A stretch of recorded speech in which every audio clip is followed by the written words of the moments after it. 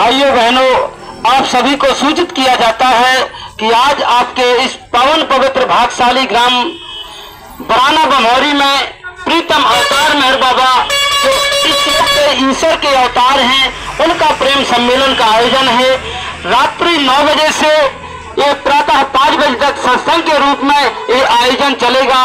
इस जुलूस के माध्यम से, इस फेरी के माध्यम से आप सभी को सादर सा प्रेम आमंत्रित करते हैं। आप जो चित्र के माध्यम से जो दर्शन कर रहे हैं, देख रहे हैं, ये वही सनातन परमात्मा है। एक ही सनातन सत्ता होती है जो विभिन्न नामों से, विभिन्न रूपों में, विभिन्न स्थानों पर अवतरित होती है। आज वो सनातन परमात्मा अवतार मेहर बाबा के नाम से आए हुए हैं। वो स्वयं परिचय देते हैं, मैं वही पुरातन पुरुष हूँ।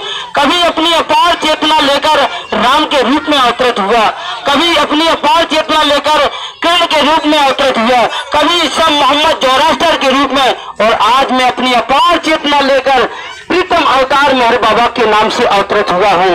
वो कैसे राम थे, कैसे किरण थे, अभी आपके बीच में, आपके इस पावन पवित्र भाग्यशाली ग्राम में काफी दूर दूर केंद्रों से प्रीतम अवतार मेहर बाबा प्रेमियों के द्वारा, वार्ताओं के द्वारा आपको विस्तार से जानकारी दी जाएगी और गजलों के माध्यम से, संगीत कलाकारों के माध्यम से प्रीतम अवतार मेहर बाबा की विस्तार से जानकारी दी जाएगी।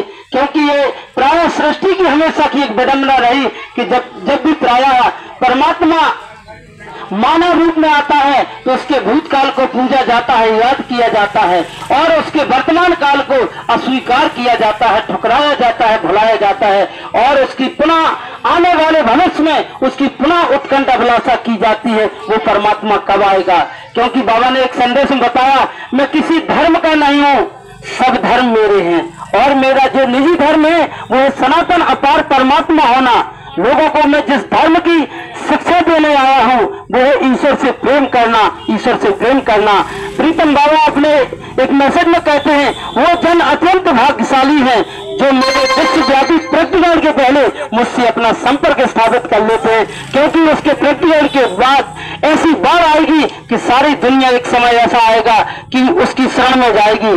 क्योंकि जब परमात्मा धरा पर मानव रूप में आता है तो बिरले लोग ही उसको पहचान पाते, स्वीकार कर पाते हैं। जब राम काल में पंपा सरोवर सबरी ने जाना और कुछ उन्नत आत्माओं ने उसको परमात्मा के रूप में स्वीकार किया, उस समय लोगों ने यदि परमात्मा के रूप में राम को स्वीकार कर लिया होता तो राम राज्य हो जाता।